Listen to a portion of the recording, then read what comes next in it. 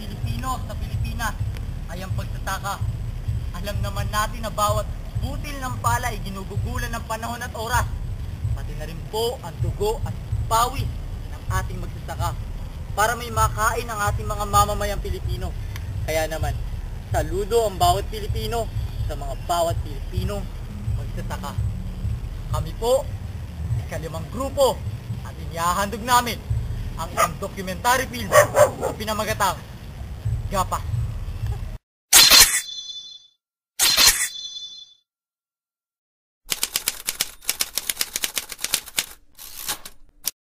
Natin tayo Roy apelido po. Habana. Ayun, si Mang Roy Habana po. Ayun. Mang Roy, ilang taon na po ba kayo nagsasaka po? Mga ilang taon po? Kita nung nagdala ko eh. 10 taon na punta. 10 taon. Malaki-laki na po, mahaba-haba na po yun. Ayun po, yung pagsasaka nyo po ba, nakikisaka lang po ba kayo sa... Hindi na. May amo ako. may amo po. Balik, sila po yung kumukuha po sa inyo na... Oo, gagawa dyan sa bukid. Ayun ho. Ayun po. Bale, sino po ba yung parang amo nyo po na tumatawid? Ay, doon si Mantampin. Doon sa may Haloblakan. Doon po ba mismo sila? Oo. Ayun. Doon sa may mataas na bahay, doon sa may papunta sa taas. Apo. May... Ayan, studio. Yung may mga puno na saging po? Oo, doon. Ay, Mendoza po ba yung apelido? Ano ang apelido ni Mantampin, sir? Hindi ko muna ako yun eh. Basta yun po. Yun. Tanong ko lang po, ano po? Yun. May asawa na po ba kayo? Ayun po, may asawa po kayo. May anak po? Siya lang. Anong pong pangalan po ng anak niyo po? Karina. Si Karina po, Habana. Ayun. Si Karina Habana. Ayun tayo din sa anak niyo po na nag-aaral po ba? Eh, tapos na. Ay, nakapagtapos na po. Ayun.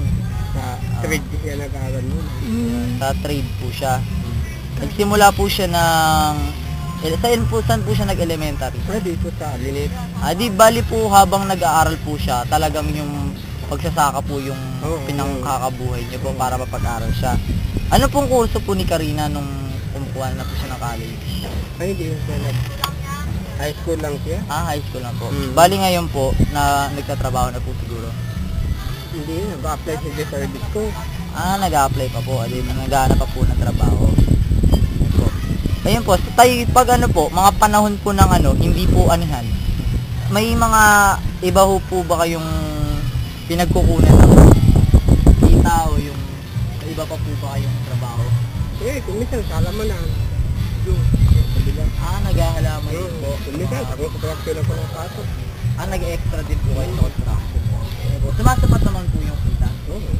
Pagkain naman po sa araw. Ayun. Yan po, yung bilang isang magsasaka po tayo, meron po ba kayong mga nakukuhang benepisyo mula po sa gobyerno? Ay, wala. Wala po. Talaga pong hindi kaya yung... Oo, doon ka lalo sa may ari na. Minsan po sa amo. Oo.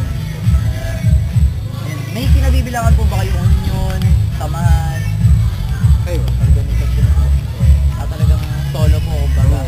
Solo po kayong mag-. Solo lang ako kumaga. Sa pagsasaka nyo, minsan po ba naisip nyo po ba na na maghanap na lang po ng ibang trabaho? Iwanan po yung pagsasaka? Hindi po pwede. Kasi amo mo yun eh. Wala siyang makukuha ang iba eh. Mahirap na eh. Yun. Ayun po. Kailangan. Sundin mo ito. Yun lang po lahat po nung tanong tay. Ayun po, nakapanayan po natin si Mang Roy po, Mang Roy Habana dito sa Taog, Marilao, Bulacan. Ayun po. Magandang hapon po tayo. Salamat po, maraming salamat po. Thank you po.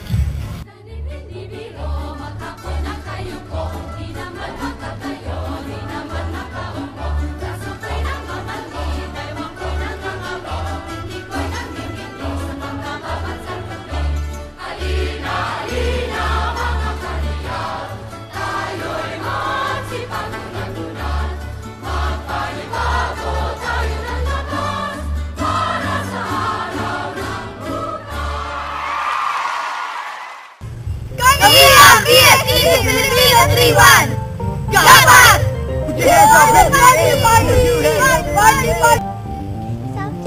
Hello po, ako po si Pamela D. Paracruz, 18 taong gulang mula sa DSS Filipino 3-1 at naniniwala po ako sa kasabihan na di mahalaga kung sino ang nagtanim, basta ako ang ahain.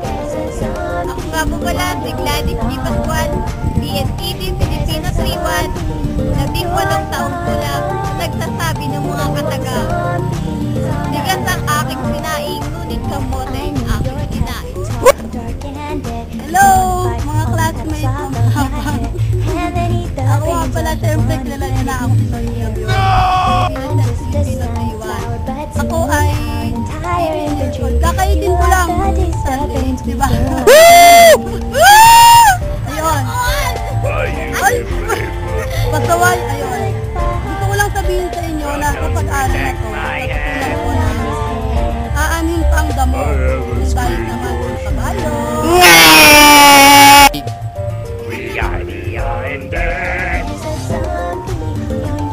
Te! Ako nga pala si Irene May Lopez, DSED Filipino 3-1, 18 taong gulang. Naniniwala ako sa kasabihan, mahirap pa magtanim. Dug! Party pa rin. Uy, Rene, ikaw na! Ihi ka pa ng ihi dyan eh. Ako, si Rene John Elamisola, DSED Filipino 3-1.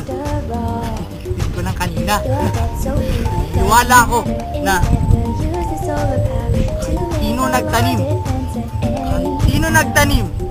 kahit sino nagtanim, siya pa rin ang nagtanim. Tandaan niyo yan ha.